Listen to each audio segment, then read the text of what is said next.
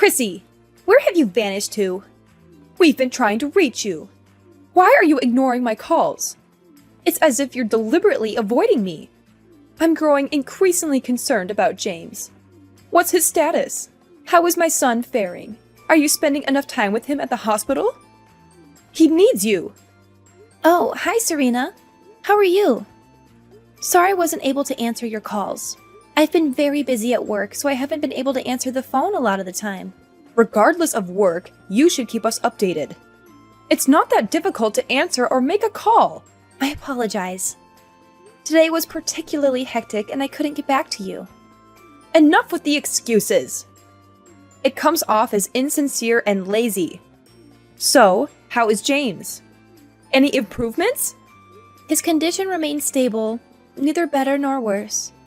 But he seems to be sleeping a bit more than before, which is a slight improvement. So, he isn't really improving then. Just maintaining the status quo? Well, he started eating a little bit now, which is definitely a positive sign. We should be grateful for that. But that doesn't necessarily mean he's getting better, right? Seems like he's still in the same condition. Yes, overall that's true. All we can do is wait and hope for the best. I haven't lost hope yet. I know he's been fighting this illness for a long time, and it must be exhausting. Wouldn't it be better for him to be cared for at home now that his time is nearing?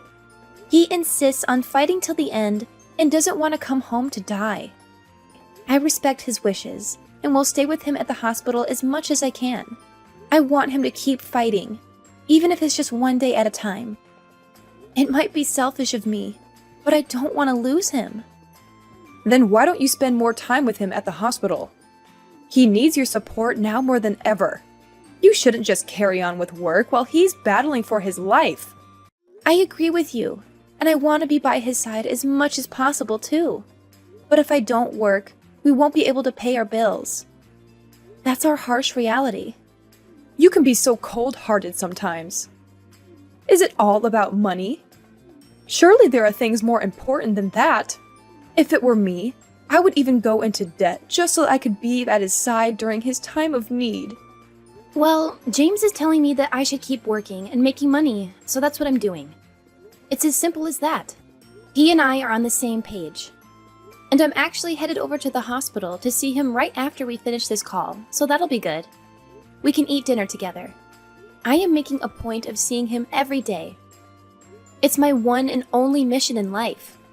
There's nothing more important to me than this now. Oh, is that so? It's funny that you should say that. It's interesting because, I've been thinking a lot lately.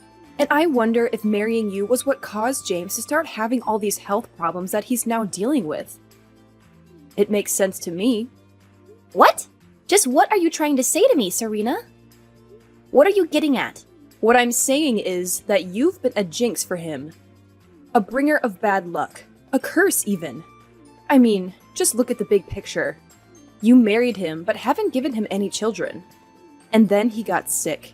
And he's been in and out of the hospital ever since you two got together. And now he's bedridden, and we don't know what's coming next. It certainly doesn't look good, that's for sure. The chain of events is pretty clear to me. He was always happy, went to good schools, and had a good job. Then it all turned into a nightmare in the blink of an eye when he married you, Chrissy. All the money we spent on tutors, extracurricular activities, and the rest of his education has also gone to waste. What a shame. Please, for James' sake, don't say such things. None of this was caused by him. He has always done right by both you and me. Oh, I'm not blaming James for any of this. None of it is his fault. Not at all. But his judgment about you has definitely been poor. Because no matter how hard I try to see it from his perspective, I'm just amazed that he let himself get involved with a low-class woman like you. He should have split up with you right away, but of course, he wouldn't listen to our advice on the subject, as usual. That's how he's always been. Hard-headed and stubborn. My brilliant son only became like this after marrying you, a single mother with only a high school education and nothing to offer him. Serena, please, save this for some other time. Now isn't really the time for all this, is it? Oh, isn't it? Then when is a good time for me to say it to you? I've held my tongue for too long now. I can't keep quiet about it any longer. So here it is. I've never liked you, and it's always been obvious to me that you are bad for my son in every way. I see no redeeming qualities in you. But James has always been your ally and supporter and has defended you. But then he got sick and couldn't take care of you anymore. That's why I'm saying all of this to you now. The time has come. Serena, I am sorry I haven't been the daughter-in-law that you wanted me to be. I really am. However, I fully intend to be the best wife and caregiver to him that I can be, and to take better care of him than anyone else can. Like I said, it's my one and only mission in life now, so I will continue to love and support him with my full effort and devotion. Just as I have been doing throughout this whole ordeal. You can count on that. You'd better.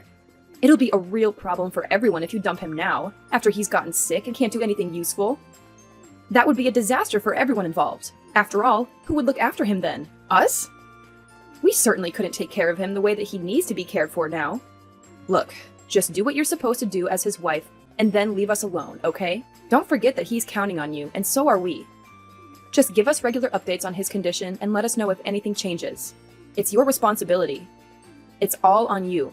Okay, I understand, and we'll keep taking care of him as I have been. By the way, are you and Maverick not going to visit him in the hospital at all? You still haven't been to see him, and he's wondering why. About that. No, we won't be going yet, and that's because we're old and we need to be careful not to get sick. Who knows what kind of germs we might catch if we go and hang around a place with that many sick people in it? That's just asking for a case of the flu, COVID, or who knows what. Plus, if we got sick, that would just be one more thing for James to worry about, wouldn't it? That won't do. Not at all. It's best not to take that risk. So no, we won't be visiting him at the hospital, out of an abundance of caution. That's actually another good reason to bring him home, by the way. Oh, I see. I guess that makes sense. It'll be hard to explain to him, though. But we're obviously thinking of him all the time. I mean, always. Always sending our thoughts and prayers. And it's precisely because we can't go visit him that we're in touch with you like this, too. Your role in all this is crucial now. So you better be sure to tell him that we're thinking of him, okay? Don't forget. Of course. I don't mind doing that for you and for him, but, you know, James is still able to use his phone. So wouldn't it be better if you and Maverick called him and told him that yourselves? I'm sure he'd love to hear from you. It would make his day. No, thank you. Talking to our child whose life is hanging by a thread, I just can't. That's too much for us to handle. Too much for us to bear. We're too old and fragile for that. I'm afraid it might cause Maverick to have a panic attack or worse. Can you please think a little more of how that would make us feel?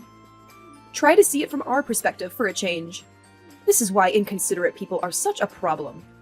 They never think about others' feelings. I mean, good grief. Oh, okay. Well, I apologize then. Oh, we're almost at the bus stop for the hospital. I have to go now. Have a good night, Serena. You'd better take good care of our boy. He's the only son we've got. That's pretty much all that you're good for, so don't screw it up. Serena, can we talk for a moment? What is it, Chrissy? I'm just about to indulge in a relaxing bath. It's about James. His condition has taken a turn for the worse. The doctor suggested we start preparing for the worst. I think we should heed his advice. What? What happened? His condition has suddenly deteriorated. They managed to stabilize him this time, but they warned that next time could be more serious and he might not pull through. Why are we hearing about this just now? Too busy to call us again? I thought we agreed you'd keep us updated. I did call. I left a message. Didn't you check it? Please check your missed calls. I kept my promise. Oh, you did call. I apologize. We were out and I missed your call. So when are you planning to visit your son? He needs your support now more than ever. He's been asking about you. Let me think. But he's stable now, right? Yes, he's stable for now, but last night was tough. We don't know what the future holds. His condition is precarious. I strongly suggest that you and Maverick visit him as soon as possible. It would mean the world to him. All right. We'll definitely come if his condition worsens. Just keep us posted. So you're not visiting him today? Seriously? Not today. You'll let us know if anything changes, right? But if we wait until then, He might pass away without seeing you. If it's meant to be, it will be. Let's hope it doesn't come to that. He has you by his side, right? That's what matters most. Tell him we'll visit soon. That should comfort him. Okay, I'll tell him, but... Good. Now, if you'll excuse me, my bath awaits. Keep us informed if there are any updates. Chrissy, come back here! Where do you think you're going? We're not done talking yet. What do you think you're doing? Running away in the middle of this conversation like that? I have nothing more to say to you. The conversation is over. Oh no, you're not getting away that easily. You really are going to be the disrespectful daughter-in-law all the way until the end of this, aren't you? Are you serious? After the cremation, you actually slapped me in the face, Serena. How did you expect me to react? You went completely insane. That was totally out of hand and uncalled for. You should be ashamed. If the family hadn't intervened immediately, I would have called the police. That's a complete exaggeration. Maverick and I were just noticing how disrespectful and inappropriate you were being. What on earth are you talking about? What did I do? I mean, you were all smiles after the funeral. Smiling ear to ear for all to see. Shameful. And I didn't see you shed a single tear. Not one. You were laughing and talking with all the relatives, just as happy as you could be. What is wrong with you? Maverick and I saw all of it with our own eyes. Don't try to deny it. That's because I was relieved for your son and my husband. James had been desperately fighting that sickness for such a long time. He was tired and he was in pain all the time. You'd know that if you'd ever visited him at the hospital. And he was finally released from all that pain and suffering. That's what I was thinking about when I was smiling. His being free from pain and suffering is a reason to be happy, not sad. It's too bad that you're unable to see that. Yeah, I'm not buying that. Not for a minute. The truth is that you're happy to get your hands on his inheritance, isn't it? You are well aware that my boy was due to receive a large inheritance from his grandfather, aren't you? That's the real reason that you stayed with him, took care of him, and didn't divorce him. You had your eyes on that inheritance all along. That's a disgraceful accusation. That money had nothing to do with James and I being together. I loved him. Yes, well, the words of an uneducated single mother simply cannot be trusted. They are a shallow and stupid breed of human, as I've said many times before. Serena, you have no cause or right to speak to me this way. You are completely out of line once again. At any rate, we were extremely upset by your behavior. It was just unseemly and unacceptable. And we won't be giving any inheritance to a daughter-in-law who was so happy at our son's passing. And since you say that you don't care about the inheritance, that's okay with you, right? No complaints, right? I mean, you weren't with him because of the inheritance anyway, right? You said so yourself. Of course. By all means, take it all for yourselves. I don't want any of it. Even if there was something that James left behind for me, I couldn't use it anyway. It's all yours. I'm also going to be moving out of our house as soon as possible. What? Moving already? Really? Why? But that house is practically brand new. It's only been a few years since it was built.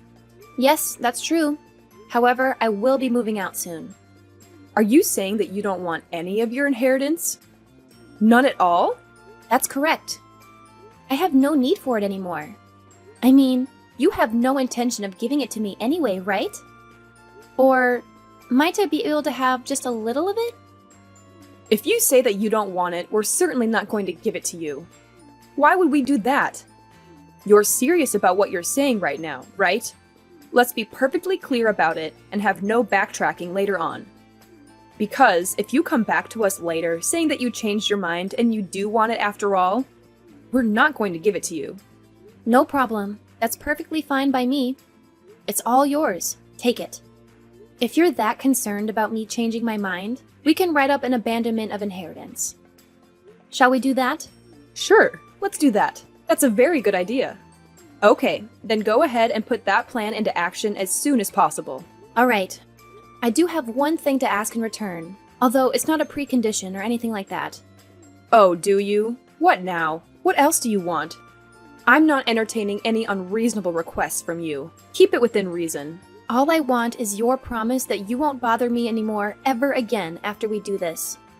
That's what I want, and I also want to keep James's remains. I will decide on the burial place before the mourning period ends. Is that it? That's everything? Nothing more than that?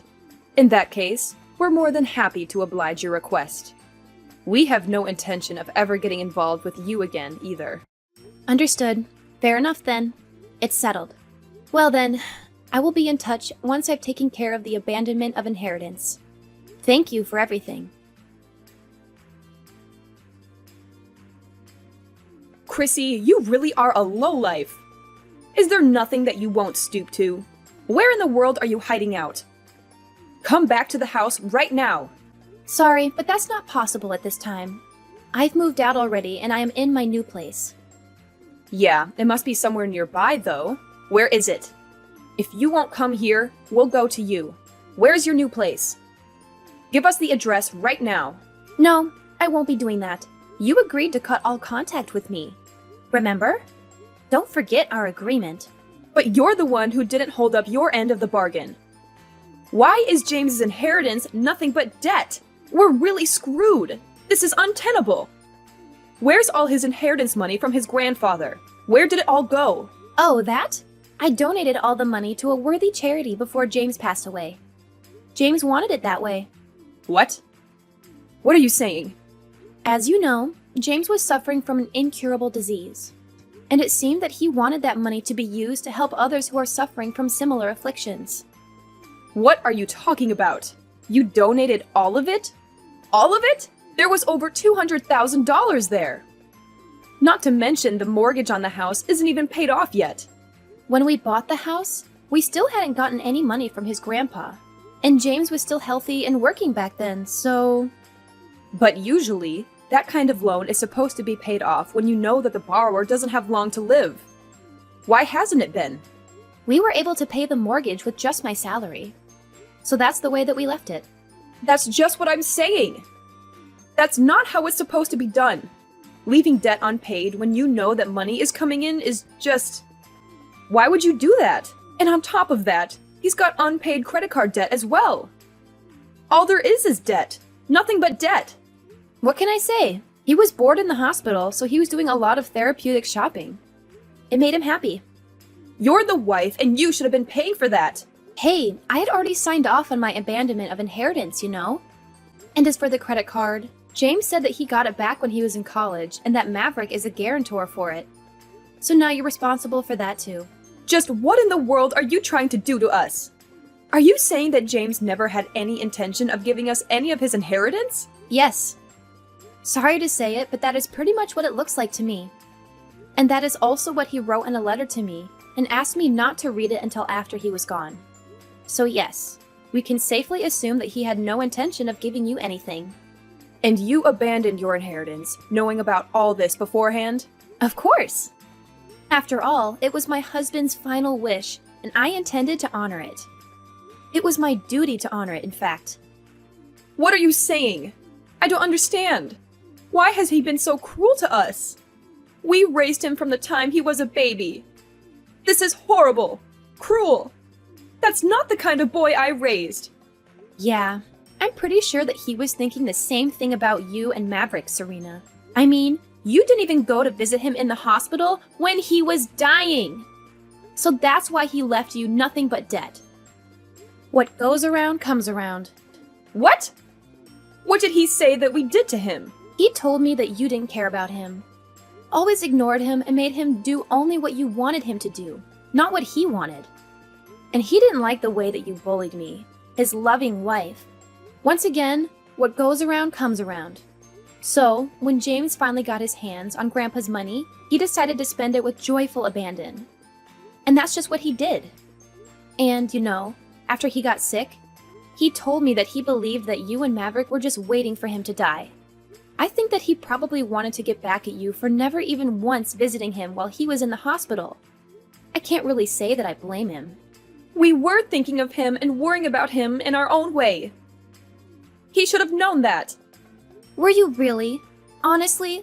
After he got sick, didn't you say that raising him had been a waste of time and money? No! That's not true. Well, if you didn't like this inheritance situation, you can always just declare a personal bankruptcy. That's certainly one option. Personal bankruptcy? You must be joking. No thanks. I'd rather we just abandon the inheritance ourselves, too. No, that won't work because you've already taken possession of a few $1,000s in that bank account, haven't you? And I also heard that you've already gone ahead and moved into the house. Is that also true? So, is abandoning the inheritance even an option anymore? Somehow, I don't think so. Huh? What do you mean? We can't abandon the inheritance anymore? Oh, I'm sorry.